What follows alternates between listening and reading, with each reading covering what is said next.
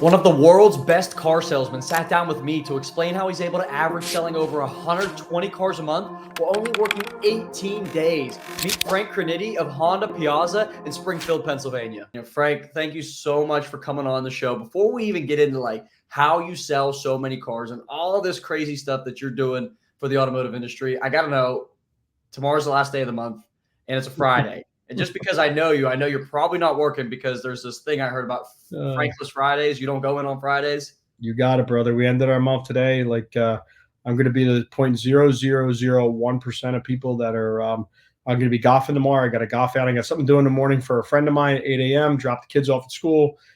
Hitting my buddy's golf club at 10:30, and then it'll be all family and Frank time. So I don't deviate from that unless it's like a really special Friday, or if for some reason the dealership absolutely needs me. But I think we're up to upwards of maybe 140 cars this month on 18 working days. So I think I helped crack their number pretty well this month. We served a lot of people. 140 cars sold. That just blows my mind. I mean, I'm sure there's a ton of people listening that, if you're like me, I have 27 cars sold. I'm going in tomorrow. It's my off day. There is no rustless Fridays, even though it's my off day. It's the last day of the month. I'm going to be there, try to crank out a couple extra deals. And I feel like this month has been so chaotic. And I feel like anyone else that's kind of at my level, kind of struggling, that 20 to 30 mark, just what more could I be doing? Then there's a guy like Frank selling 140 cars on 18 working days. And I'm super interested to know like what those processes and procedures even look like. I mean, can you walk me through just today alone, how today went? You said you did before we go on the call. How many did you sell today? Well, I don't know exact sales, but I think we delivered 15 or 16 cars. We could have delivered more, but it was getting late. Had to come see you. I wanted to come home, play softball with my daughter. So there's things that are a lot more important. The kids are never going to remember how many cars I sold, right? But they are going to remember that, hey, Dad missed playing softball tonight. Dad missed us watching a movie. Dad missed helping with the homework. So don't get me wrong. When I was young and I was grinding, I was working upwards of 70, sometimes 80 hours a week, building my book of business up. I get to the point now where if I'm not having fun, I'm not doing it, type thing. And we're having a lot of fun. It's a lot of work. I have a whole team that works with me now. So it's not just me selling 140 cars, even though I have done it by myself. Thank God I took a brother of ours, Ali Reed's advice. He told me I'm going to burn myself out, let my ego go, stop just having to sell 100 cars a month by myself. And we came up with a whole strategy and process of how I was going to hire and what I was going to do. And now I have Marianne, who's been sent here by God to keep me organized. And her job title changes every day. And she is so amazing. She accepts every challenge. Sometimes she's our social media manager. She's our deal coordinator. She's she's my go-to person for everything and always says yes. And I got Justin. Justin is like Buddy the Elf. Justin wants to help everybody. He's awesome. He gets all the cars ready, goes over the cars with everybody after all the sales process or during the sales process, jumps in whenever I need him to. And then I have Tyler, young finance manager, about 25 years old, still learning the business. We're growing, and he's an absolute beast. Delivered 15, 16 cars today. So, a lot of paperwork. He might be in there tomorrow for a few hours cleaning some stuff up, but for the most part, my whole team's off on a Friday. Wow, that's incredible. Now, you kind of touched on this in one of our pinnacle meetings that we did. And I think this was you. Maybe I'm mistaken, but you have pretty much days where people pick up cars and days where you sell cars. Or am I making that up? No, I had that. No, I had that. And I was trying to explain to salespeople that they need to block off certain times. So when I was struggling, and you might be going through this too. So when I was at like 40 cars a month, I would sell 40. And then the next month I'd sell like 28. And then the next month I'd sell, 45. And then I'd go back down to 32. And I couldn't figure out what it was, why I was on that roller coaster, right? My sales skills were up. I was, I had all the word tracks back then. I had, what I thought was, superior sales skills to everybody else on the floor, even though I was still learning. I thought that, I'm like, man, what is it? Is the business? I blamed everything else. But when I really sat down and diagnosed it and wrote out my process when I was busy, I stopped doing the things that built the business up, my pipelines up, right? So the most important thing to any business in the world is cash flow, right? They need cash coming in so they can buy inventory and, take care of clients and whatever else they need for their cash flow. But in our business, as salespeople, it's customer flow. So you need customer flows coming from all different angles: referral sources, repeat customers, customers you market yourself, prospecting, getting back to people, follow up. Right now, there's 92 different ways to get a hold of you, right? Between social media, Instagram, email, text messages, smoke signals, letters, whatever it is. There's a billion different ways, right, for people to get a hold of you. But when we get real busy as salespeople, we tell ourselves we're too busy to, right? Mm-hmm. And too busy to me was do the things that built my book of business, which built my momentum to keep it going, meaning that I didn't set time aside to prospect. I didn't set time aside to get back to people. I didn't set time aside to build our relationships that, I just sold a customer card, and set time aside to do a follow-up quick video to send them to make sure everything was great. I didn't ask for referrals because I was just had to get them through the office real quick, So the next month when it was slow, man, I'm back to it, back grinding, and then you'll be busy again the next month. So, you got to keep your momentum in this business. It's one of the probably the pinnacle things that keep you moving is your momentum, obviously. But that's how I was losing it every month. But when I actually figured that out, it was like an aha moment. So at some point, I blocked off times where people couldn't take my time away from prospecting. So that's kind of what I meant when we were talking about in Pinnacle. That's insane, because you just described every problem I currently have as Mhm. a car salesman. And I'm sure there's a lot of mid-level guys like myself that are kind of on the cusp of trying to be like a Frank Kenidi, or even the best version of themselves, where they could literally, with the right processes and procedures, double what they're doing. But Mhm. a guy like me, I'm too busy for follow-up. Just send them the cookie cutter email. Or that guy's not buying. I'm not getting back to him. I got a buyer coming in later today. Yep. Or I'm stuck delivering a car, going over a vehicle, and there's a buyer that I just talked to, but I got to pass him off to another sales guy that doesn't know what he's doing. Just happened to me today. And if you're good at sales, you can shake hands with somebody. This guy's here to buy a car. Oh, Yeah. but my guy just got out of finance, and I got to go over the car with him. And can you take this guy? And that guy leaves Mhm. in 20 minutes, and I'm like, oh. But if Yep. had the time to be with that guy. So let me ask you this. When did you come to the realization, I need help? And not in a help of, like you said, not having an ego. I need help to get to this next level. So 15 years ago, when I was selling 30, 40 cars a month, every sales trainer that was out there, nobody wanted to do anything with me because everybody was teaching how to sell to 30 cars a month, because either that's what they did, or that's what they read in a book of how to do it, or they, copied, somebody else's material and just regurgitated. So that's what a lot of the sales trainers were back then. So like, I didn't really have anybody that I could rely on to get me to the levels 50, 60, 70. I had my sights at that point set on 100 cars a month when I started selling 60, 70. So it was a real learning curve. I went through a lot of trials, a lot of tribulations, a lot of processes, a lot of struggle with management at that time, because, hey, they weren't used to dealing with somebody that was selling this many cars, right? I wasn't used to selling that many cars. So, they didn't want to change the process, right? Of I course. needed to change the process to grow. So, and I didn't know how to get myself across as not a cocky, ego-driven salesperson back then, because I was, right? I was all in it for let's move the number, let's make the money, I was more ego-driven, and I just wanted to sell cars. It wasn't until I figured out a way to make it about the customer process and not about me. Money's a byproduct of your success. If you're successful and you take care of people, the money will come, right? And then it can't be you bully your way through management, through finance, through other salespeople, through customers.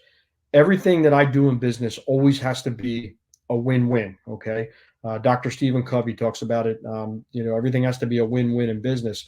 And to me, if I can't make it a win for the dealership, and it's just a win for me, I can't make it a win for my customers, and it's just a win for me, then it's not a win. I'm doing things the wrong way. So it took me, as a young salesperson who just started making a lot of money, you know what I mean? You get up into the six figures, well into the six figures, and you're like, man, I got this all figured out.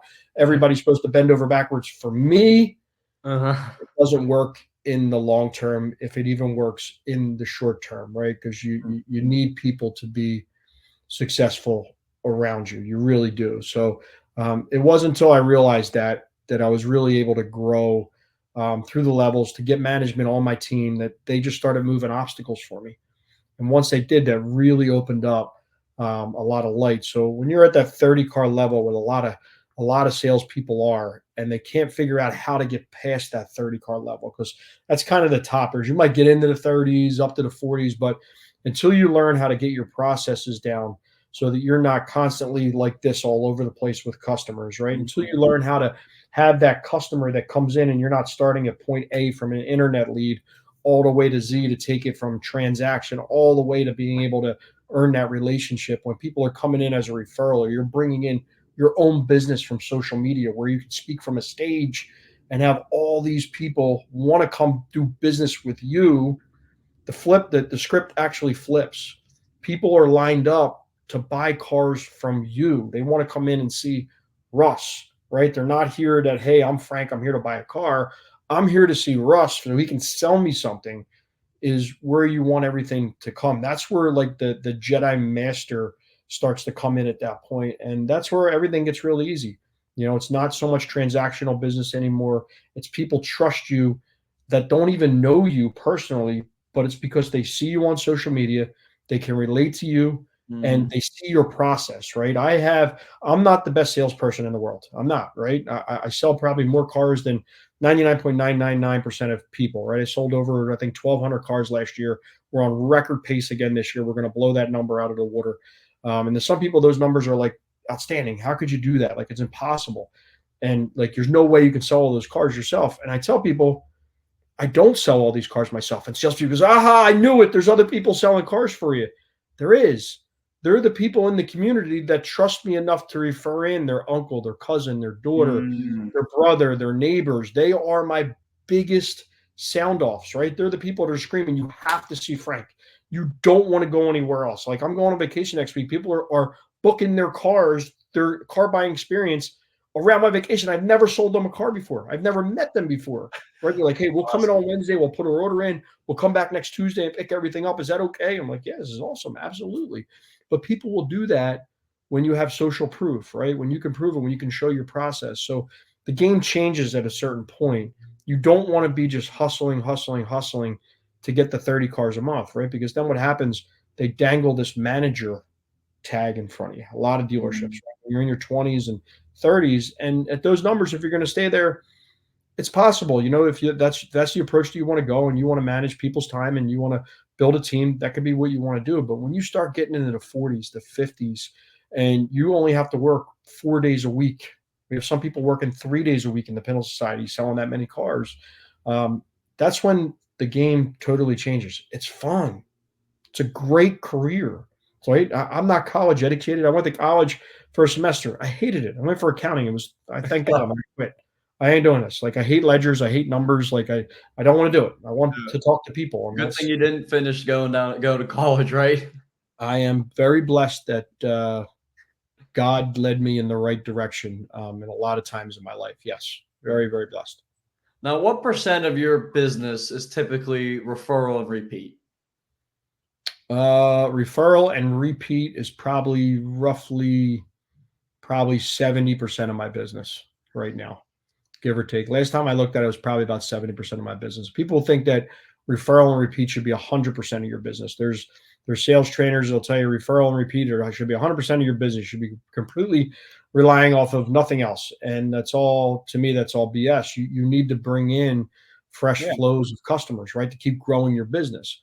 We all know that salesperson that's been there for 20 years, and all they do is rely on repeat and referral business. And eventually you see their business go down, down, down, right? They were at 18 cars 5 years ago. They're at 17 cars, 16 cars. They're selling maybe 10 cars a month now.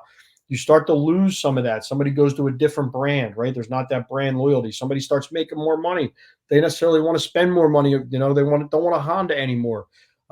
People die, right? People pass away. Like, your customer base, you need to be constantly replenishing it. So we're still growing. I'm still actively hunting. I still actively hunting referral sources. Still growing it. So, you know, probably 70% of my business, and I'd actually like more of my business coming from not just repeat and referral. I know it doesn't make sense, but to get to 200 cars a month, I'd rather have like 65% of my business repeat and referral, and the other stuff social media generated or self-generated business at that point. Now, let me ask you, because this is a problem I extremely struggle with currently. Maybe you could just help me. I don't know if other sales guys have this problem. I have a very big social following. And anytime I make a video, and I've actually become reluctant to make these types of videos because I can't handle the inflow. I did a video about helping people with negative equity. My phone wouldn't stop ringing. I got more emails than I could handle. I didn't know what to do with them. And then I just did one today about us giving navigators at a deal just ridiculous. Not as many leads, but in the last 3 hours, probably 30 emails, 20 phone calls, 50 DMs. Yep. With you personally, if somebody messages you, just so I can understand your process, somebody says, hey, Frank, I'm interested in a Honda. They message you on Facebook. Yeah. Where does it go from there? So it all depends on where you come from. Like, is your referral, or are you giving me your backstory? So I simply ask everybody, no problem. What's the plan? Right. Well, the plan is I have, a trade-in that I owe, $32,000 on. Great. Send me the VIN number to Miles. Let me do a quick evaluation on, see where we're at. Right. And you'll do that evaluation personally?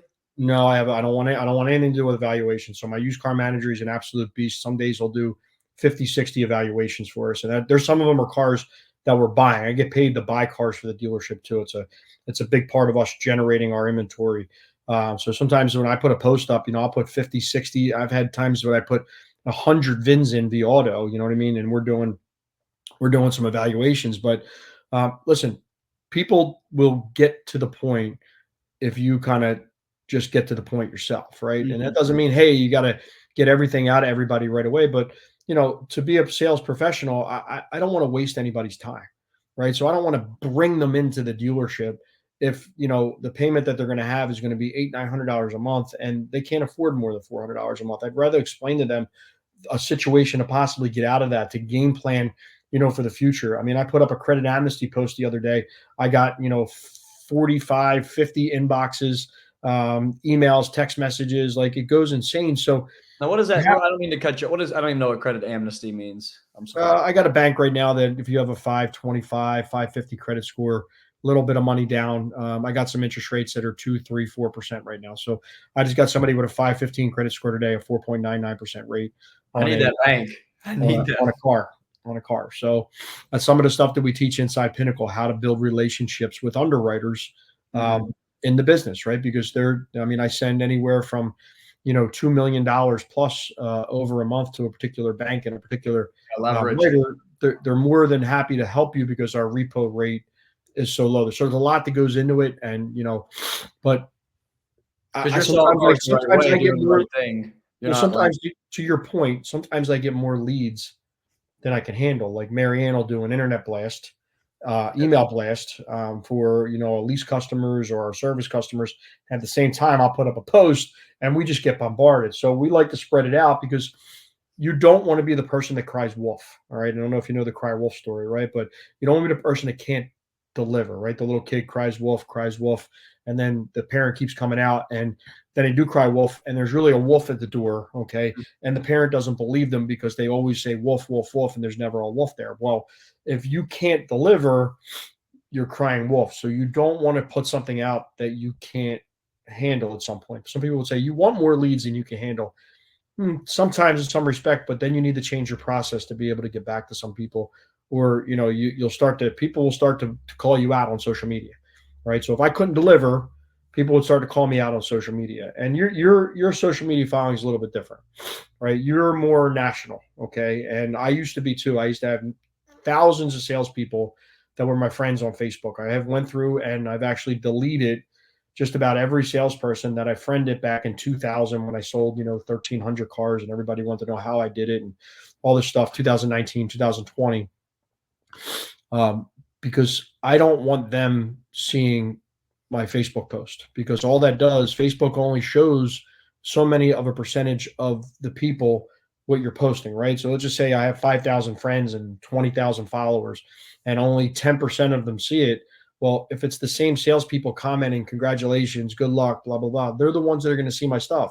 So when my store's open, when I turn my store open on Facebook and I post something, I want somebody that can actually buy from me or refer to me. So I make sure that they're either one of my customers or somebody that's local that can buy from me or refer to me. And that's how I can dominate on social media without having, 1 million followers. Yeah. I have the followers that count. the people that I care about, the people that I want to help and serve.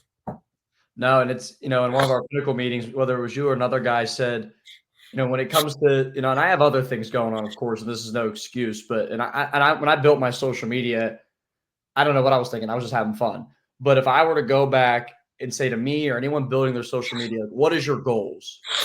Do you want to just, do you want to be Russ Flips Whips and have a ton of followers and a ton of fun and get a ton of views and maybe make a little money here and there? Or do you want to sell more cars? Because if you want to sell more cars, you got to do it differently than the way Russ did it. Because Russ is the president, not the mayor. And that's what you guys said, being the mayor. So you want to be the mayor, right? Because the mayor is local. The mayor is who the people are going to call. The people are not calling the president. If you want to be the guy who you are right now, which is awesome, dude, and you're so entertaining, and social media should be about entertainment and education, and you're kind of hitting it, I think, in the perfect spot with what you're doing. So, I love what you're doing, and I started doing that too. And I think we talked a little bit before this. I want to concentrate on this business end rather than becoming the most popular person among other salespeople in the area. And that's great. I didn't want to grow that part of my monetary because I only have so much energy and effort to put into it. Right. And 100 plus cars a month. This is the people that I want to serve and help. And then the people that want to join with this and actually want to put in the time, effort, and energy, they join the Pinnacle Society, like yourself. And they get what I would have given to everybody every day, and not being able to serve my customers because they wouldn't be seeing it. Salespeople all over the country would be seeing it. No, absolutely. That really struck deep with me when, and it's not that what I'm doing is wrong, but there's better ways to sell more cars. Like if you were like, hey, Russ, I could care less about making funny videos and skits, but I want to do what you did on social media. I'd say you're better off having 3,000 followers and all of them you sold a car to than having 30,000 people that live in Alaska. Bang. That's exactly it. So I've been, I can't go back. I can't go back from what I did, but I've been trying really hard to get all of my people who I at least sell cars to follow me. Mm-hmm. And I would say this too, I have found one of the ultimate ways of follow-up is always posting. It's like, just for me as example, I'll get a phone call. Hey, Russ, just saw your video. You're a knucklehead. But hey, by the way, I was at the Memorial Day cookout and I was showing my cousin your videos and he's coming up, It's like, well, I can't do follow-up on Memorial Day.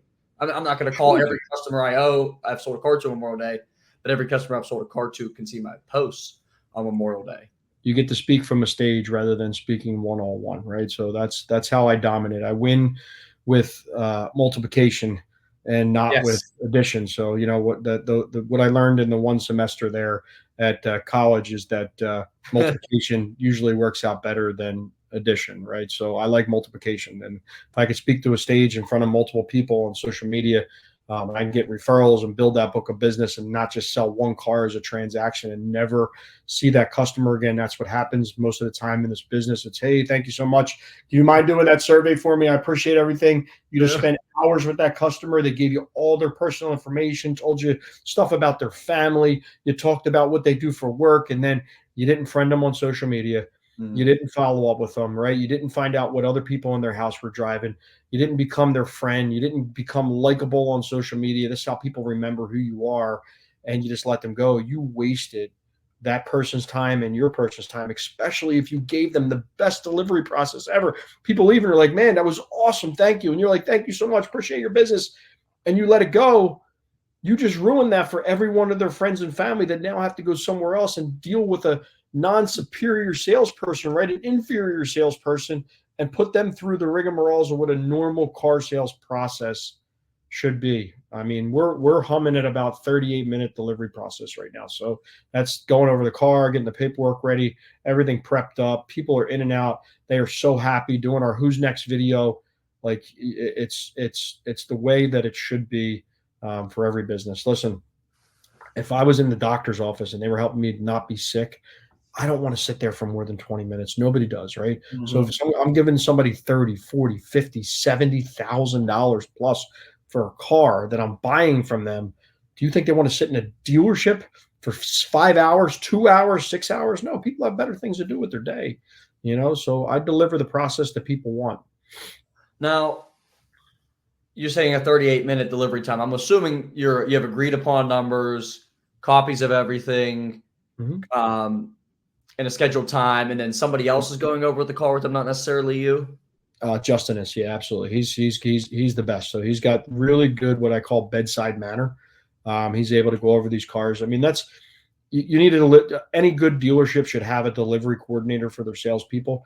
You want your salespeople selling their salespeople, right? You Great. want them doing what they like to do and keep them happy. Some dealerships don't believe in that because they want everybody to take it from cradle to grave. Well, cradle to grave is going to burn out a lot of people. And this is the conversation that I had on a Saturday night. I came home, I sold like 14 cars. I was burnt out. I was sitting next to my pool, and I'm like, something told me just call Ali. And I wasn't even really good friends with him, but I knew he was selling more cars than me at that point, and still is, but selling more cars at that point. And I called him up. I'm like, hey, bro, do you have a minute?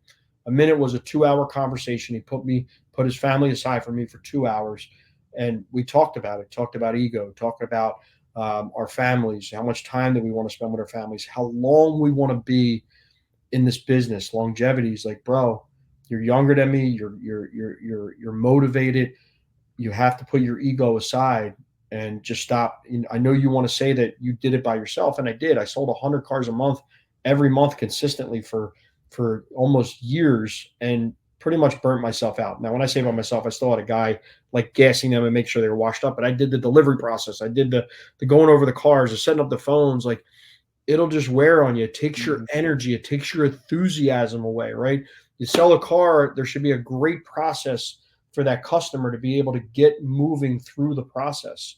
And if you have somebody else and you're not giving that person the attention, everybody wants their attention, right? So I make sure that Justin gives them the attention when I can't. Mary Ann's taking care of a lot of the paperwork sorting, and Tyler just gets them through very quickly with the banks and everything else. We have a really good system that makes it customer friendly. It doesn't have to be salesperson friendly. It's more customer oriented, customer friendly, and the feedback is phenomenal. Now, what was the first process that so you get off the phone with Ollie, you're like, Mhm. man, I'm selling 100 cars by myself. You took away Mhm. from that phone call, I'm assuming very shortly after you did something. What was the Mhm. first thing you implemented for your help, make your processes and procedures better? I sat down with my general manager and explained to him what I needed to be successful, to stay in this business, and to grow and grow the dealership also, and to make sure I was growing the dealership and not taking away from any of the other salespeople. Right. So people say, "Oh man, I'll bet you the other salespeople at your place hate you." They actually don't. Ken Walls, my buddy, came in. He was with me for a week, and he went around and actually interviewed all the salespeople on the side. And his one like funny thing was, "Hey, we all know that you hate Frank. Just tell us why you hate Frank." And everybody's like, dude, like, we can't hate Frank. Frank helps us. We have a problem, he answers it. He helps us with bank stuff, or listen, I probably sold 130, 100 and whatever cars this month, whatever it ends up being the number when they get done counting. And then I think I sold probably another 5, 8, 9 cars for other salespeople, and I didn't ask for a penny. It was either their day off, or I just helped them out, or just did the deal and passed it along, let them deliver it. It wasn't my customer, but they weren't there, or somebody needed help. So, I'm not going to let somebody who needs help just go away, and I'm not going to take somebody's customer from them. So, um, helping out the other salespeople and helping them grow by not taking any fresh customers. So if a fresh customer comes in, Marianne will greet them. I'll greet them. Somebody will greet them. We always try to find a salesperson. We'll page a salesperson. If not, I'll get them started in the process, figure out what it is. If I stay on the process, okay, I'll end up selling that car. But for the most part, as soon as a salesperson frees up, I get them with that person, because Yeah. a new customer could burn my whole day out, but I don't need that. So my first process was to have a plan. I had a plan in place, showed the dealership how it was a win-win, how I needed to start with an assistant. I needed to compartmentalize myself, have my own finance manager for the most part, and then be able to utilize other finance managers as we were busy. And then it just grew from there, and we left it open, and I started desking my own deals. That was one of the things, to not overwhelm the system. So on a Saturday, if I sell 14, 15 cars, I'm constantly having to berate the sales office for numbers, numbers, numbers, numbers. I don't have to do that anymore. So now with the other 10, 15 salespeople, however many salespeople we have at the time, the sales managers can dig in now, right? If I'm selling 50, 60% of the business, all they have to concentrate on is helping grow the new salespeople, right? Help them get involved in their deals. So I took all that away, so that they didn't have to do that, so that I can grow my business with a staff of 1, 2 people and a finance manager that has to do the paperwork in the state of Pennsylvania. Anyway, everybody has a finance manager, and we're selling, 60% of the cars versus a staff of 20 some that get to, they get to sell their cars, whatever it is that they sell. So it's worked out pretty well. Now, was it And like pulling teeth to get them to be on board with this, or was it like a, you know no, what, Frank, you're right, we're going to invest in you? no, I mean, there was a point where I got frustrated and I just wasn't able to explain what I really needed and what I really wanted. So, frustration, Italian frustration. There's a lot of Italians in my place, and it doesn't always work out, right? So, my whole thing is I don't ever want to make an emotional decision. I don't want to answer a question emotionally that has to do with my business or my family life or anything. I want to be able to sit back, think about what I really need to do rather than making an emotional response. So, a little earlier in my career, I tried the whole assistant thing and, kind of, I don't want to say demand it, but like kind of put on the table, like, hey, I think I deserve this. And I didn't have any substance or plan behind it, right? I was really Yeah. immature about it. When I actually put it as a business plan and just showed the bullet point, hey, this is what I need. This is how we're going to grow. This is how it's a win for my customers. This is how it's a win for the dealership. And we'll try it for a 90-day basis and see how it goes. And it worked out better than I think I even expected. And I know the dealership is very, very happy because it just frees everybody else up. So it worked out. It worked out great. Now, was it, I'm trying to, how do I word this? The finances of paying these assistants that are just for Frank. I mean, was this like you don't have to give me specifics, of course, but was this like Oh, a well, I split? don't care. No, they're dealership employees. So it was part of the negotiation that I have. I mean, if you have leverage as a pinnacle salesperson, you can negotiate your own pay plan, just like a baseball player, right? Not every baseball player gets paid the same, right? They get paid big contracts. Same thing. So when I renegotiated my contract, it was, hey, this is what I need for my family life as far as my vacation. This is what I need for our business. The dealership will take care of. They pay for, Marianne, they pay for Justin. Now I pay them on the side also Of because course. if I'm winning, everybody wins, right? Yeah. And this is the one thing that if you have a team or you have other people working for you and you want them to work hard, detail department, other people that help in the process, I try to take care of everybody, even if it's just buying somebody lunch, Mhm. for the day. Hey man, thanks. So you helped me deliver 14 cars on Thursday. Monday, I go in and buy the whole detail department lunch. So yeah, it was a negotiation and we figured it out. And the Piazzas, they're awesome. They let me run a business inside a business. They trust me implicitly to make sure that their customers and my customers, it all is just one under one roof and a family. And so far, I haven't gone anywhere. I've been here 25 years. You sound really old. I can't believe I'm saying this, but I've been there 25 glorious years, right? And it hasn't all been, butterflies and roses. There's always, stuff that happens at a dealership, but I like to call it sometimes we're a functional, dysfunctional family, right? We Yeah. figure it out. We might get mad at each other. Me or a sales manager might not see eye to eye. We always make up and it's always for the better. So, you got to be willing not to be a jerk is really all it is, man. That's Now, really all it is. and maybe you can relate to this as somebody who desk their own deals and is kind of given permission to, within reason, do whatever you want, Russ, sell the car, don't lose money. If you're going to lose money, there's going to be a very, very good reason why we're going to lose money on a car, of course. Now, you're not appraising your own trades. Now, do you ever now maybe you're doing so much volume that this is an issue, but like, I'm like, dude, that is not the right money for this car. I mean, does that ever happen? Yeah, it happens sometimes. I mean, we have ways that we can reappraise cars. We talk about things. Sometimes sometimes it's, hey, what can we actually sell this car for? Right? Okay, great. It's in really nice shape. We don't have to put a lot of money into it. It's got new tires on it. Mhm. We want to get this customer out of the market. So, last time I checked, Honda's not going to stop making CRVs and Accords, right? So we're going to figure out a way to get that customer out of the market now, because if you don't, you're probably, statistics say you're never going to see that customer again if they leave. So we always want to make sure that we're doing everything when the customer's there. You don't ever want somebody to say to you, well, hey, call me if things get better.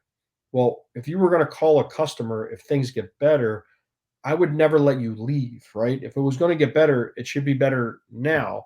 So before anybody leaves, I want to make sure that we're exasperating every angle that we can. And sometimes it's the trade in. And listen, my used car department works with me because I sell some months 50, 60, 70 used cars a month, right? So, if I have a buyer sometimes for a car, like I'll take pictures of somebody's trade and I'll send it to a customer like, hey, this what you're looking for? Yeah, great. Boom. Matt, my used car manager, we already have this actually sold. Get it through shop. We could put X into it. So there's Jedi ways of how that we have basically our own used car factory from our Yeah. customers that we generate out of our repeat referral business, service business. That sometimes, look, we have 40, 50 used cars on the lot, and we'll still sell 100 to 120 used cars in a month. Some months with 40 or 50 cars by getting the turn, getting the turn, getting the turn. Now, how many new cars do you guys have on the ground just in a given month typically? Normal things, not COVID, just normal times. I mean, what's normal times? I've devastated the new car inventory this month. I mean, we're killing it right now. So, I guess Honda, that's true when you got someone selling 70 of them and and I don't yeah, know. I'm back to orders at this point, but you're a turn to earn store, which means the more you sell, the more you get. So, like last month, we earned an extra 75 cars because we were the tops in our zone because we take the deals, we go the extra mile, we dig in, we make sure we're not losing deals. We do deal autopsies while somebody's there, not when they leave and call them back 3 days later. Not saying we Yeah. won't follow up with a customer, but it's better to do that now while the customer's there, right? Ask them if there's something that we're missing. Usually it's the price or you're on the wrong car.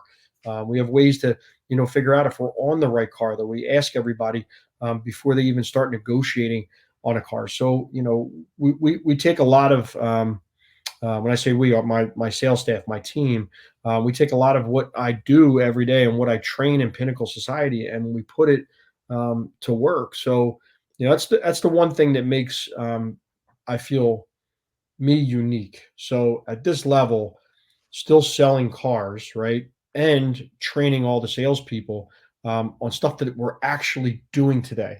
It's nothing that I did 5 years ago. It's It's nothing not that I Joe did Verdi in 6 years ago. 1972, No, look, pinstriping cars, and then, no, and look, Joe still has value, right? I mean, there's still a lot of value to that. But to me, if it was any business, right, like right now, if you wanted to learn AI, right, you wouldn't go to college to learn how to do AI, right? You'd find somebody in their field that was correct. dominating AI right now, and you'd do everything to try to learn from that person.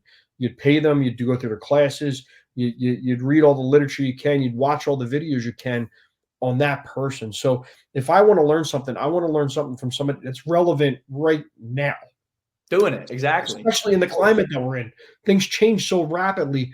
What was going on 2 years ago, a year ago, 3 years ago, 5 years ago, let alone a decade ago, right? These word tracks or, this is how you close, or it doesn't work nowadays. I mean, maybe it can in the short term, but, I've never found an aggressive closer that lasts very long at a certain dealership or that is being able to generate their own business. If it's not a turn and burn store, I mean, paying for a lot of leads, just bringing in customer after customer after customer. So, maybe there's other ways to do it. I think I found a pretty successful way to do it that customer support.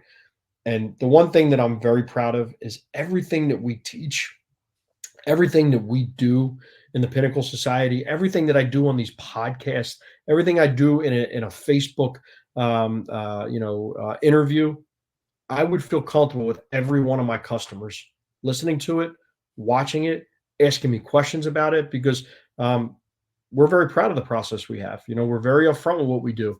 We show everybody, we're transparent with everything, numbers, financing, trade-in values, you name it. I'm going to give it to you because I'd rather somebody be able to make an educated decision on the right information rather than being able just to sell somebody and then they figure that out down the road that they didn't get the best deal or they didn't feel comfortable, doing something, but they were pressured into doing it. And then, hey, maybe you sold that car, but you're probably not going to see that customer again. And if you do, it'll be by happenstance, not by, somebody that wants to come back and do business at that place. So, the way we've built our business, I think it's been pretty successful and we're keep growing. We're going for 200 cars a month. No, that's awesome. And, I've always tried to model my sales game. Just how do I make sure I could sell these people another car? You know, and a lot of sales guys would say, "Oh, this is you gotta protect the house, of course," but you're a giveaway artist. And it's like my one manager who doesn't work with us anymore. He's like, "Russ, quit talking about the interest rates. Let's try to bang them over the head." And I'm like, dude, we have certified interest rates at 3.9 for 72. I'm gonna tell them that. Right. I could not sleep at night sending Mrs. Jones home She's at going to find out. 8.75. She's going to find out. Yeah, and that would be the worst thing if she found out. I mean, that let alone her finding out. Oh, Listen, we're in business to make money. Don't hide that, right? So I have some of the highest grosses in our dealership. It's because I've built relationships. It's because I'm able to make sure that people are getting the right deals. So just because I sell 140 cars a month doesn't mean we don't give some cars away, but we're allowed to make money. Listen, I would pay if I had to drive an hour to work every day, right? If you had to, let me ask you this. So if you had to drive an hour to work every day, right? And you have to get on the highway and you got to stay on the highway. And there's 4 lanes and they're always jammed up and they're always, you get there, but it takes you about an hour and 20 minutes, sometimes an hour and 40 minutes to take an hour drive. Or you could pay $5 a day, okay? And you have an express lane that's never backed up. You get to go to work. You don't have to worry about it. You know how much time you're going to be there. Every single day, you would pay that $5, right? So I would pay for a faster process with almost a better process, not just necessarily faster, a better, more efficient process. You should be able to ask more than the person that's going to have you there 6 hours, not follow up with you. You're not going to want to refer. You're not going to feel comfortable. You're not going to feel good when you leave that place. You earn the right at that point to be at a higher price point. If you're selling just price, then yeah, you're not going to make it long in the business, or you're just going to be stuck in that. Hey, I sold 22 cars this month, dude. I did that on a Saturday, Yeah. right? I did that on a Saturday by myself without assistance back in the day, right? I've done it twice, 21 cars. So, if you're going to pound your chest, that's not really a flex to me. You know what I mean? So I want the better process. I want people that want to do business with me. There are people lined up that say, I will wait for that person, right? That's what you want. You want what Jonathan Dawson calls raving fan advocates, right? I call them Frank's fans. You see my hashtag everywhere. Frank's fans. Who's next? Who can we serve next? Is it? And that's the way it's been working out great. So if your numbers are any indication of how people support you, I think my numbers speak for themselves over 25 years at this point. No, it's undeniable. You're doing something right. I mean, I don't even between you and Ali. Do you know anyone else doing over 100 consistently every single month? No, no. So there's I know of a couple Honda people. I mean, listen, there's people that sell a lot of Hondas. I sell more than just Hondas, right? So I think I sold last year 950 Hondas, and I sell another 300 of used cars. So I sell a lot of cars, and then I buy a lot of cars. All right, so I get paid the same. So if you want to actually do commissionable deals, I probably earned 160 plus deals this month, and sometimes I get paid more to buy cars than I do to sell cars, right? So it's a major part of our business to be able to keep bringing new inventory in. And you asked me today, you said, dude, thanks. I was going to ask you, but I know you're really busy. I'm not that busy. I'm really not. When I'm between the lines, I'm Tom Brady, like I'm focused. I don't let too many people that aren't, business or on my team deviate me from the task at hand. But I go in usually about 10:30 sometimes. If I'm not busy in the morning, I'll push it off to 11 so I can work on some of my other businesses. I can make sure I get to the gym. I can concentrate on my kids in the morning, breakfast, getting them to school, having meaningful conversations with them, bonding with them, driving to school one-to-one. Or 3 kids, 3 different schools, and I make sure I drive each one of them every single day. So, I built the business to not have to live there, and that people will come and work around your schedule. That's the keys. That's the sign of success to me, that I don't have to be there 24/7 and worry about if I'm going to lose 5 deals, to worry about if I'm going to lose a couple deals here or there. That's where you want to get to in any business. You don't want to be a slave to the business. You want to be able to grow your business, and you want the people to come in and want to do business with you. And That should be everybody's goal. Now, when you told upper management, owners, whoever that, hey, guys, I'm going to pretty much a 4-day work week, I mean, were they like, well, that's never going to work? Or was it, once again, they just kind of believed in you and, hey, whatever you want, Frank? No, so they let me work my own schedule.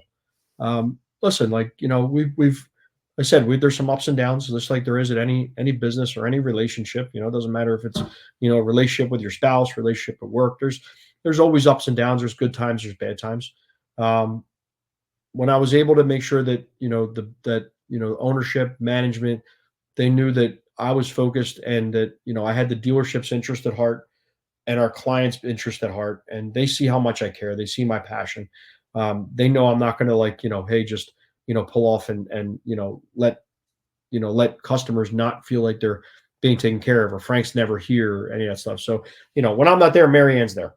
And if Mary Ann's out there, people have my cell phone number. They can get a hold of me 24/7 to be able to connect with me. Just because I'm at the dealership for this week, I will work 5 days a week because we are so busy. So I take off Friday. We're closed Sunday.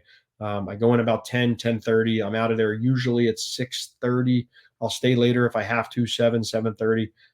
Very rare that I'm there past 7:30, 8 o'clock. Justin closes the place up, stocks in the cars for us. So we got a really good team. And so far, I've really not had anybody say that they didn't love the experience that they got coming to buy a car. And management's okay with it because of that. So it's reflective. Now, if I got, a bunch of bad surveys, if, customers started complaining, then you know what? I got to own that and figure out where, the holes in my process are.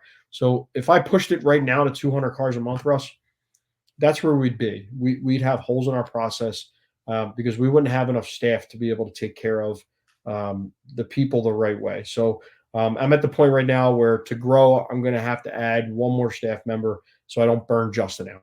Right. Yeah. So I don't burn Tyler out. So, that may be another finance manager, and that might be another, deal coordinator or somebody that Justin's in charge of to coordinate deals, and he's just going over cars. So, I don't want to sell more cars and water down the process for anybody, if that makes sense.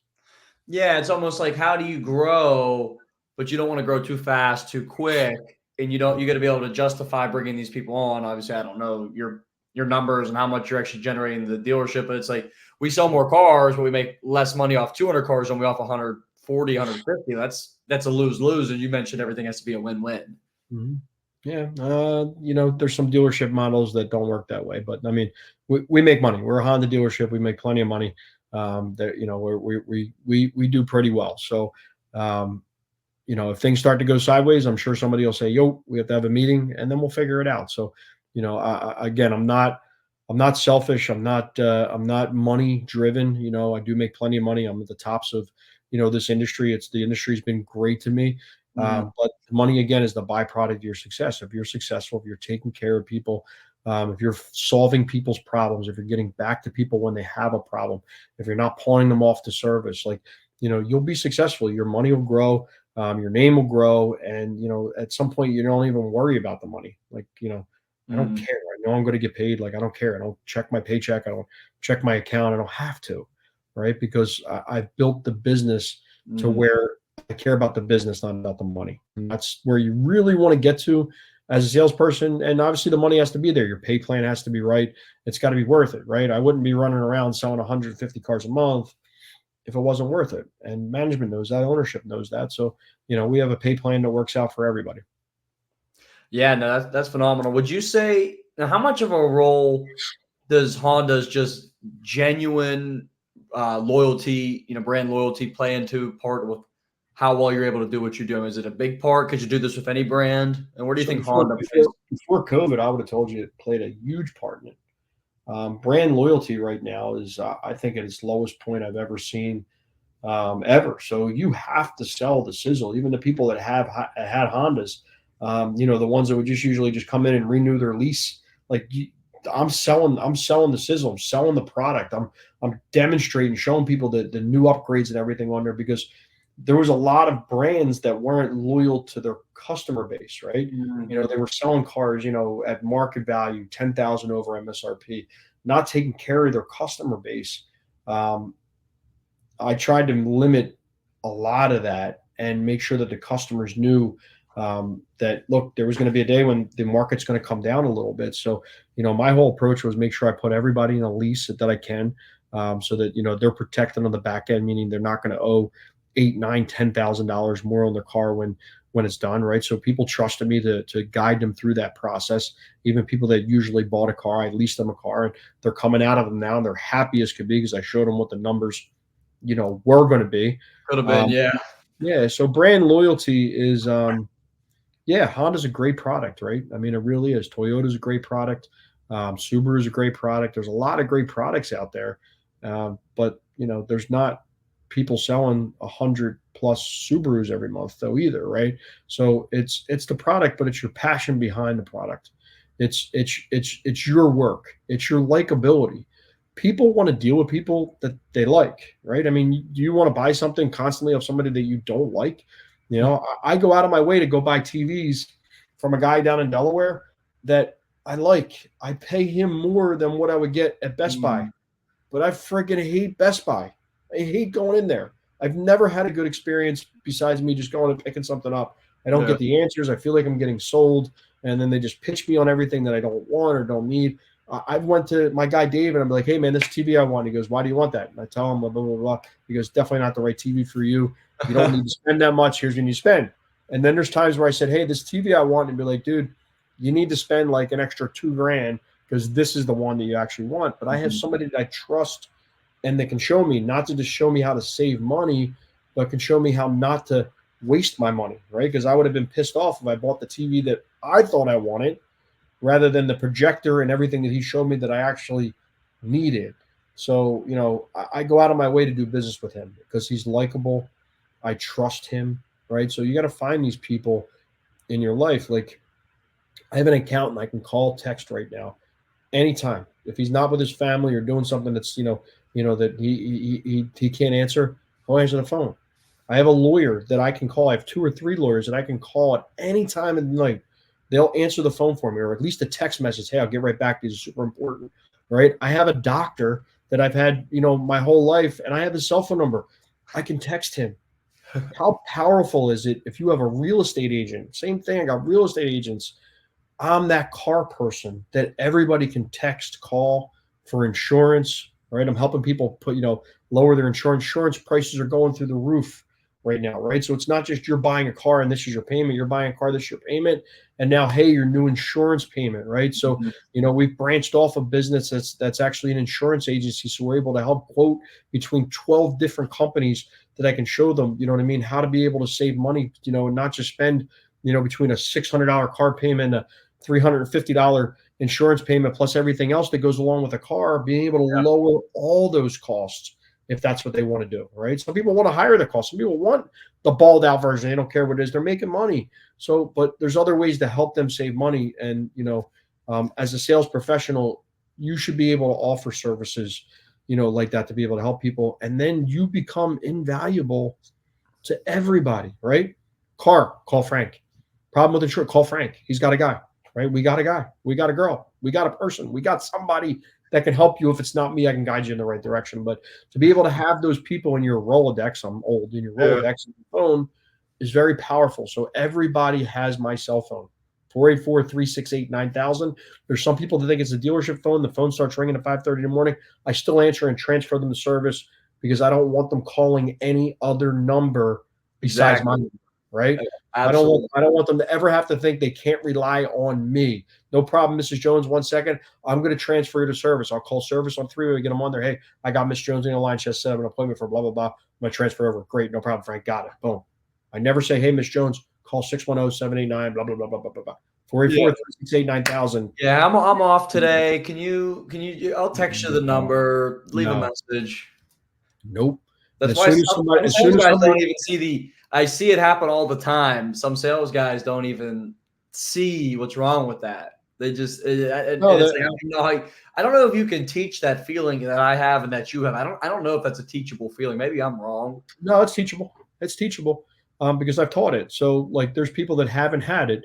And like the greatest thing about my process is it's not just because I'm a great salesperson, right? This is what I'm saying to you. So I have salespeople that we've taken from 10 cars to 54 cars a month. I have, success story after success story, success story, because what we do is not only teachable, but it's learnable because it's duplicatable.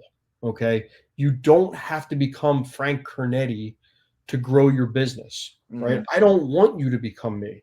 I want you to become the best version of yourself. So showing you how to change your process, showing you how to change some things that you say to customers that are turning them off, that you just think is what should be said sometimes. Hey, no problem. Just call service. They'll be able to take care of it for you. Boom. You just dropped the ball. Huge. That customer now doesn't need you, right? And you think, oh, they're wasting my time. But if you make that person call you for everything, text you for everything, they're yours for life, right? That's a lifetime customer. So what is that 2-second text message worth? That's all it takes.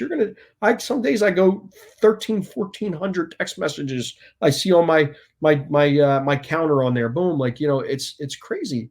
The amount of people that you can touch base with. You're on this thing all day. Yep. All day, right? Be productive with it.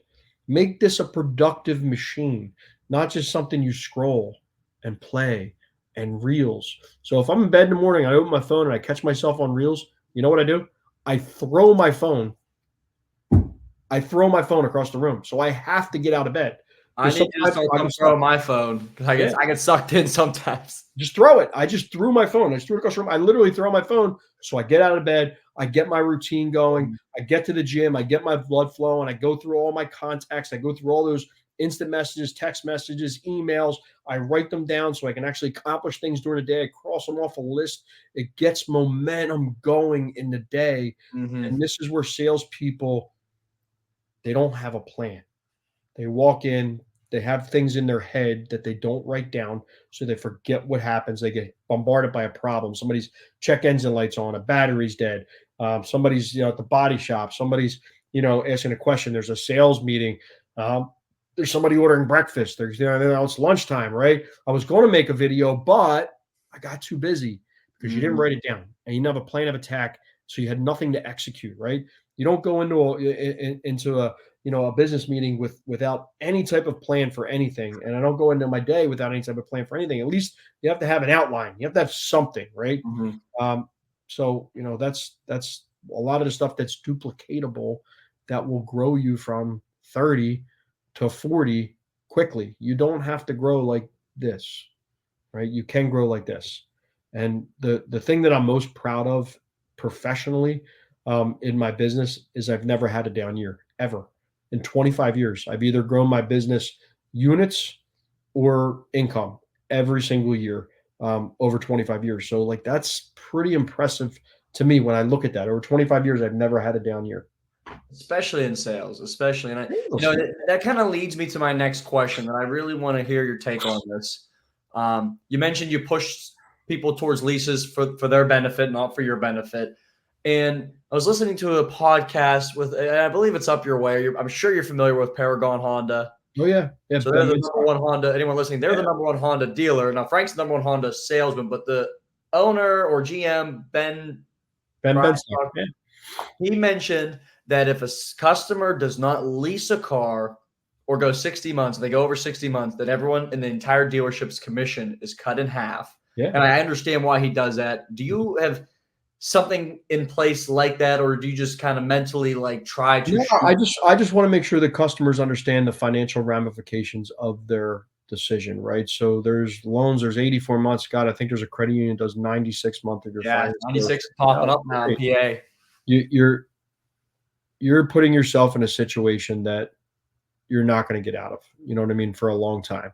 And a sales cycle, to me, I want to be able to keep my customer sales cycle and know what it's going to be, right? So it's beneficial. It's a win-win. You say it's not a win for me. It is a win for me to be able to control the sales cycle and to make sure that the customer's needs are coming before my needs and the dealership needs, right? Because that's really what will keep your business growing, is making sure you're taking care of the community. So the way that Ben does it, I didn't know that's the way he did it, but hey, it makes total sense, because if you're extending somebody out 84 months, they probably can't afford the car. Now, look, there's situations that people do buy at 84 months. We offer it.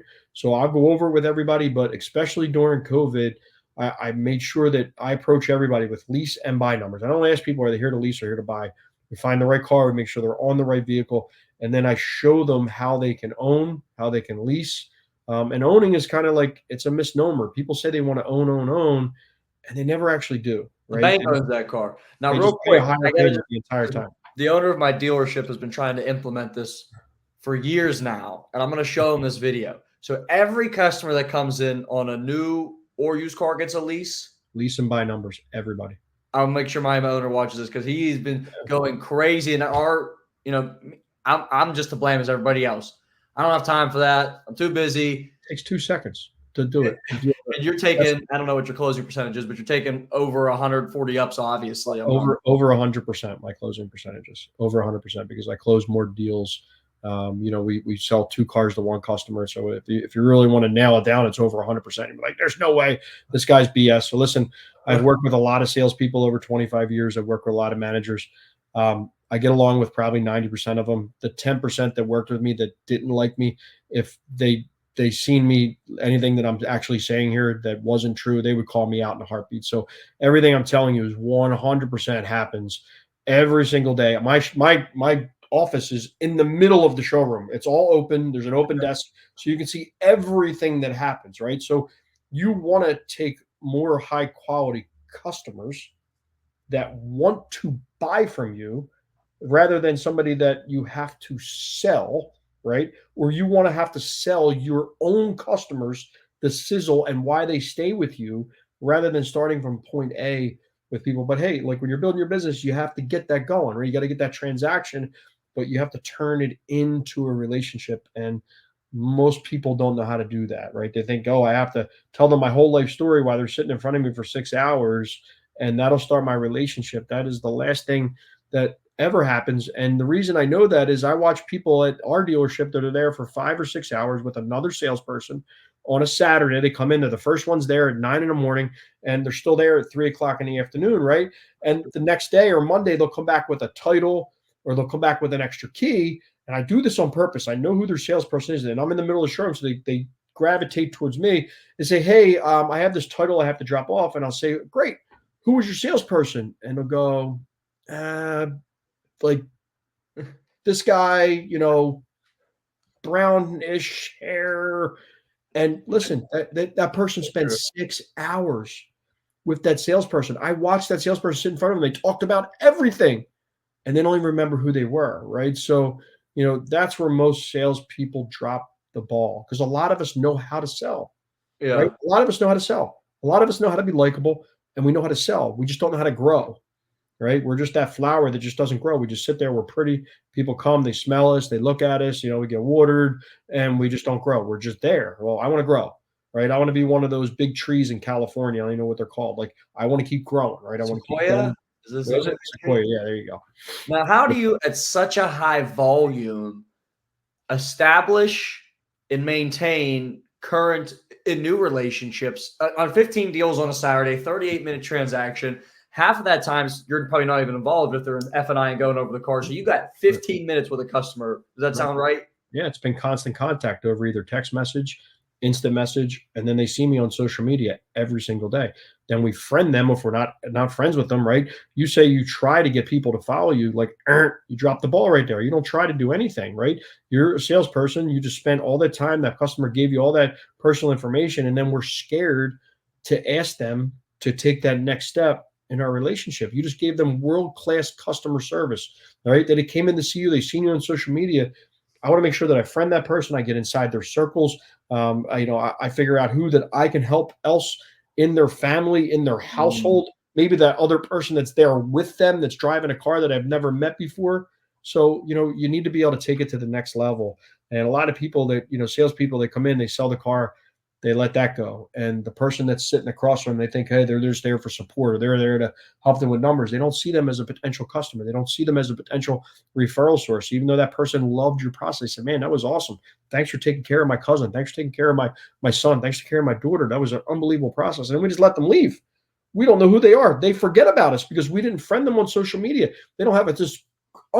I can't believe that Facebook is still free. Like, I can't believe that I'm allowed to do what I do And it Yeah. doesn't cost me $1. I don't spend any money on social media. Like, I cannot Yeah. believe that I'm still allowed to advertise, do what I do. Like, I by now I thought it would go away, or they'd be charging me huge dollars to be able to utilize the network that I utilize at such an efficient process for $0. It's just time, effort, and energy that you put into your business. That's it, you know? So that's where I grow the process. That's where I grow our relationships. There's people know more about my kids. You know, I was out playing tennis with my son the other day. I forgot about it, right? You know about it. Say, dude, yeah, you seen you took tennis up with your son. Well, I bought a And we've racket. never even met Yeah, in person. I just, right. we know each other, but Right, but you've seen it on social media. I put it out there. I share my life with the world, right? I share things that I do with my family. I share what I do during my day. You'll see me during football season. I'm a big Eagles fan. I got seats right in the front row. I'm in the tunnel with the Eagles. I Facebook Live it. I want other people to be able to experience me running out of the tunnel right behind the Eagles to be able to get into my seats. I want to give access to my life to people. Why? Because they're my friends, right? Who do people want to do business with? Somebody that sells them something, or somebody they know is their friend, they can relate to, they can talk to you about their family. I'm liking and commenting. I'm not just sharing my life. I'm getting to know these people also, because I truly do care, right, about my customer base. I truly do care about people that like to do business with me, that like to, talk about my family, or, help support me. I care about those people.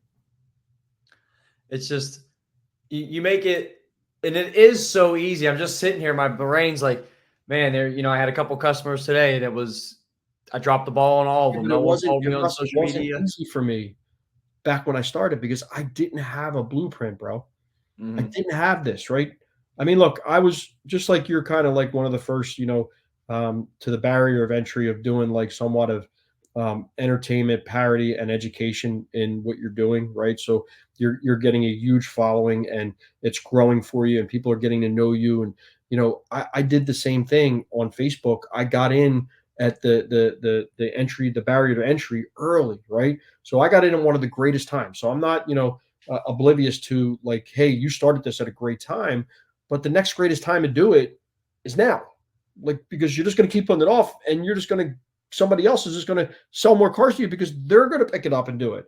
So Mhm. do you want to grow? Do you want to add more tools in your toolbox, or do you want to be the old carpenter that just has the hammer, the regular screwdriver, right? Maybe a pair of pliers in there. Like, are you going to hire that guy? No. The guy shows up with a set of Ryobi tools. Are you going to hire that guy? No. I'm going to hire the contractor that comes and, I could see their work. They have social proof. Somebody referred me to them. They show up. They look professional, right? They have, professional tools, and they do a good job, and they're friendly, and I can relate to them, and I can get a hold of them, and I can, get answers from them. And if I ask them a question, they respond in a way that I can relate to it, not over talk me. So I just say yes, yes, yes, because I feel weird saying, hey, dude, I don't understand. Right. And a Mhm. lot of times that's what we do. We talk fast to people, and they sit here and they yes you to death. I actually give people timeouts. I say, listen, you get 3 timeouts. All right. So if I'm explaining something you don't understand it, please don't sit here and I do this yes me to death, because I want to make sure that you understand. You don't do this every day, Russ. I do. So there's no stupid questions, right? You may be thinking, hey, Frank, he knows what he's doing, knows what he's talking about. I don't want you just to totally believe everything I say without understanding it. So you get to call timeout whenever you want. And we're going to make sure that we all have the right information, because my ultimate goal is to make sure that you make an educated decision, not just buy something. I'm not the salesperson who wants to sell you something and never see you again. I want to make sure that we're following up and doing the right job for you, not just selling something to you, right? And people aren't used to hearing that. They're not. So No, it's never heard it put like that. It's right. insane. So when you say that to somebody, they know that at least they start to believe, or they know that you have good intentions to start, and then you have to prove it to them, right? That doesn't earn you anything but the ability to be able to prove it to them at that point. Mhm. And going back to COVID, leasing, talking through, be like, well, the 84-month payment's actually cheaper than the 36-month lease that you're telling me that I should do. It doesn't make any sense. And I said, that's exactly why it makes sense, right? Because I want to lease something. And at the end, if the market's up, you could trade it in and I'm going to give you the money for it. I'll show you, a bajillion examples. Everybody traded their car in, bought their car, gave them checks for thousands of dollars, sold their car back to me. And then I'll show you a bunch of other examples of people that brought their car back and did an 84-month loan, and they said they wanted to keep their car forever, and now they're having a baby, or they need something smaller, or their commute changed. They have to trade their car in 2 years, and they owe 8,000 more on what the car is worth, right? Mm-hmm. So now what do we do with that? We roll it over to another car, or we put it on top of a lease to get rid of it over 3 years, and your payment's so much higher. So if you're an order taker, yep, you do whatever the customer says and you say no problem and you get them in, you get them out, and that's it.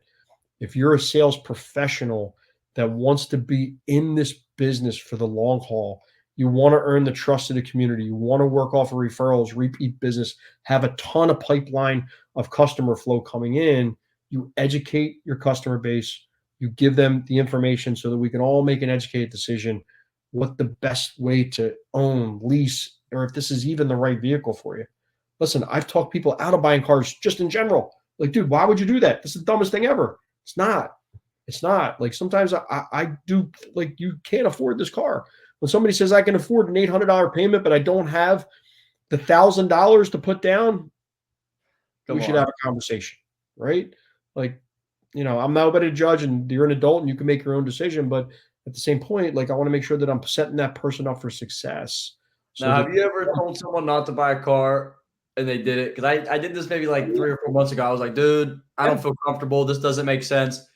He's like, all right, I'll do it.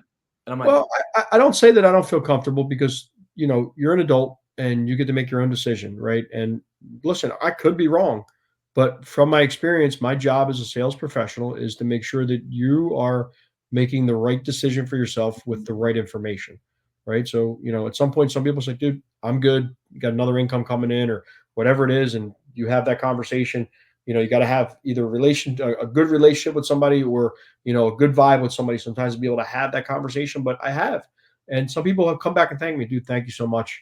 I'm in a much better financial position now. A year later, boom, let's do it now. You know what I mean? So, and sometimes you'll lose that customer. Sometimes they'll go somewhere else and buy a car. but they will.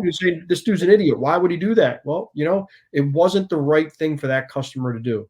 And if I'm going to be a moral salesperson and I'm going to be a sales professional, then look, I got to give him the right information, right? And I got to give him my opinion on the situation. And then they get to make a decision at that point, right? Like Jonathan Dawson would say, we're in the options business and you're in the decisions business. I'm going to give you a bunch of options and show you the way that I think you should own or lease this car. Ultimately, you're going to be able to make that decision, and people feel okay with that. And sometimes the decision is, yeah, you're right. I shouldn't buy this car. I've talked people out of buying cars. Yeah, I love that. Let me ask you this. Where's Frank at in the next, and you said you're 45, right? Mm-hmm. Yep. And I'm sure you have plans to, maybe I'm making this up, not work till you're 70 years old. You're doing really well for yourself. You probably could retire as soon as you wanted to, if not now. Mm-hmm. But where's Frank at in 5 years? I think you have bigger goals than 140 a month. You mentioned the number 200. I mean, is it ownership? Is it 300 cars a month? Is it breaking all these records? Is it being the best Frank? What are your goals over the next 5 years? I know you have it mapped out. Yeah, I don't chase anybody's records. I do want to be the number one salesperson in the world that's ever sold cars since the Model T. I think I'm well over 25,000 cars sold at this point in my career, which puts me right up there. So, but I don't need to feed my ego anymore. 200 cars a month is not just to feed my ego. It's a target. It's a goal.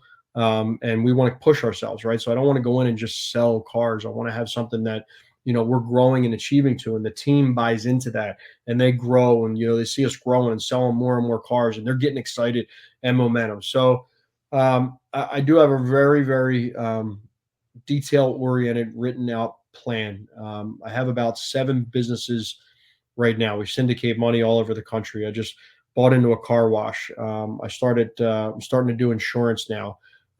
We have, property. So I got a lot of things going on. And then I have my passion. We have a charity that I'm a big part of, Delco Group. And, I love giving back. I love giving my time, my effort, my energy, and my money. I love writing the checks to be able to help people in our community. So, am I going to work till I'm 70? No, but I need something to keep my juices flowing.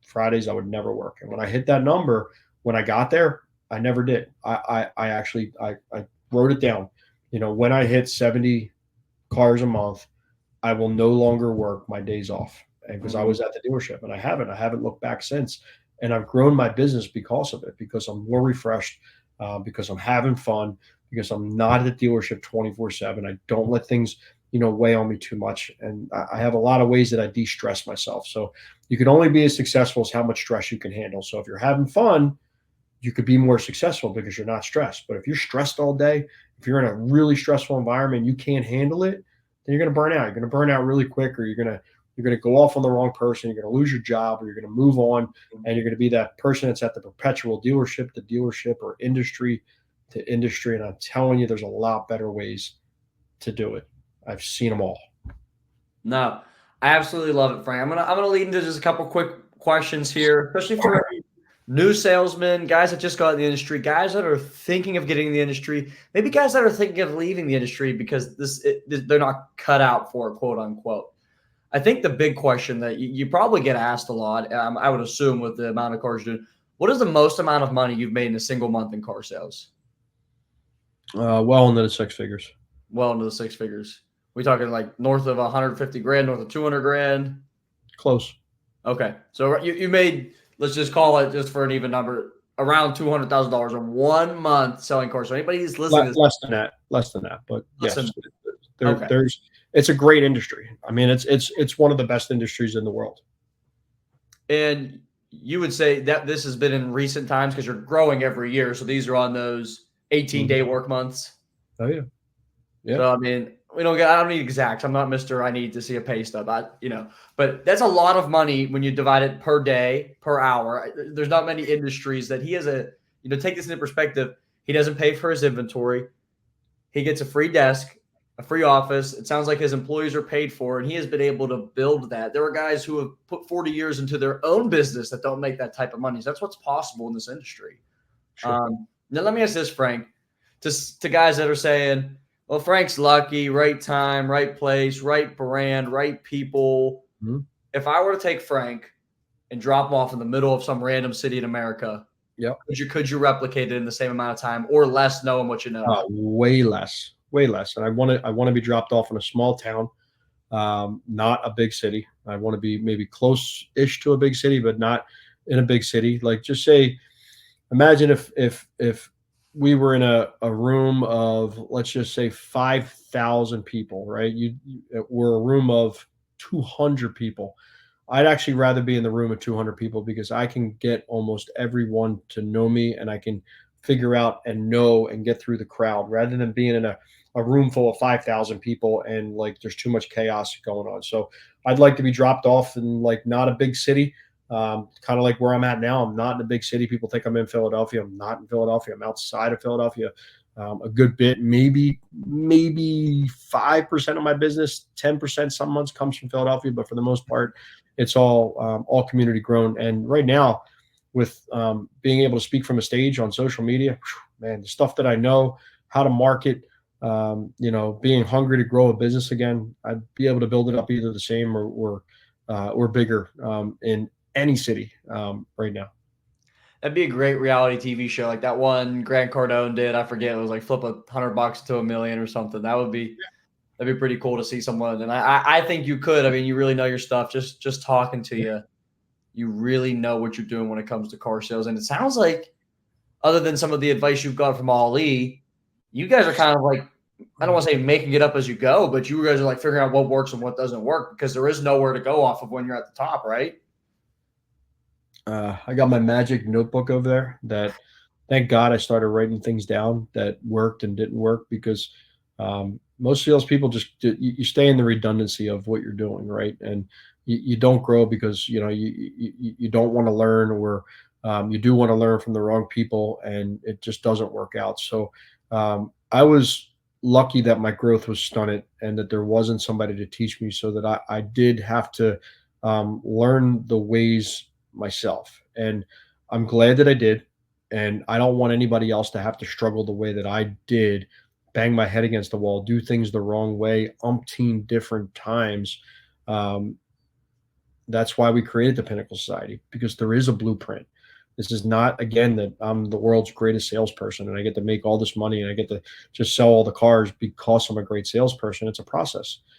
There's a process to it. It's like, that's why Amazon's great. Amazon has a great process. Like I can click something and it could be here tonight if I needed it that bad. They'll drop it off. They're not the cheapest. People think Amazon's cheapest. They're nowhere close to the cheapest. I pay more for, I know they're on recall, but I'm still drinking them, Fiji bottles of water, right? I pay more to Amazon than I just could drive to Costco ones and get 6 cases because they drop it off for me. They have a great process. It comes, it's in my garage. They pull up, my garage opens up, and they have a queue thing and it goes right in and it's there. Like I don't have to do anything. I pay them more money because their process is better. I love that. No, I absolutely love that. And final thought here, and then stay on after this call for 2 reasons. One, this has to upload on my computer and your computer. And then 2, just want to keep the conversation going off the camera. But if you were mentoring a brand new salesperson, somebody who just started less than 90 days in the business, what one piece of advice would you say to that person to grow to just being a 20 to 30 car guy, that big hurdle hump that a lot of guys that have done that 10 to 15, 12, maybe they had that 16. How do you get to 20 to 30 in a short amount of time?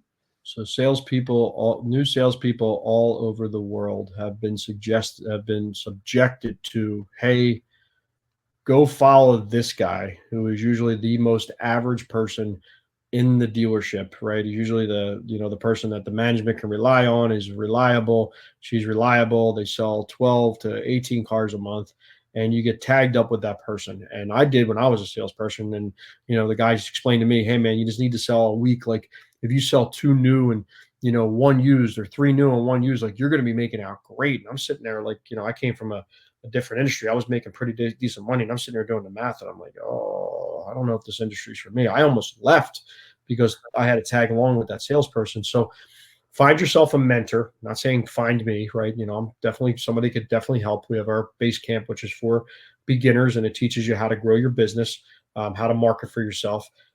Find somebody that you can resonate with. Find somebody that is doing it in your business, in your industry, the car business, like yourself, or like some of the other salespeople are out there. Dude, you don't have to pay anybody. It's on YouTube. There's a lot of videos on YouTube.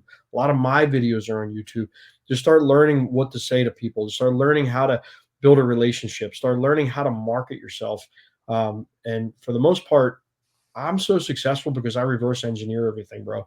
Like I see somebody doing something and I figure out the way to do it the exact opposite way, and it always comes out to be successful, right? So stay away from the 18 car Joe at the dealership, and find somebody that's doing it that you want to model your business plan after. Find a mentor. No, I love that. And I feel like that's, in my mind, I thought of it differently, what your answer might be, but it's like the same. It's like everyone wants to, like, I remember when I first started selling cars, I'm on YouTube, how to negotiate, how to close deals, where it's like, it's how to build relationships. And I realized that. Yeah, it's how to be likable, man. Just be likable. Just find a way to be likable. Your sales skills will hone. You'll get sales skills. You're going to be nervous. I don't get nervous about a lot of things. Like just not my nature. But when I first started, maybe I was a little bit nervous to just walk up the first couple deals to talk to people. But then after I realized all I had to do was get on common ground with somebody, I'm a good salesperson because people like me, because you are likable. So just learn to be likable. Don't be a jerk. Find somebody that's going to show you how to market for yourself, and find a dealership that wants to support you. Is probably the 3 key things that I would tell a new salesperson.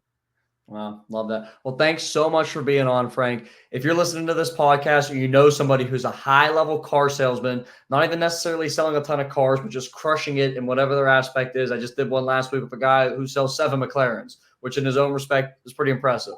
Reach out to me on Instagram, Facebook, TikTok, LinkedIn. I have a form you can fill out. My wife's actually helping me, so she's reaching out to all the people that is. So if you inquired already, there's like 50 of you guys. We're trying to get back to all you guys to try to set this up. But just reach out to me. Thanks so much, Frank. No problem. Thanks for having me on. Thanks, everybody.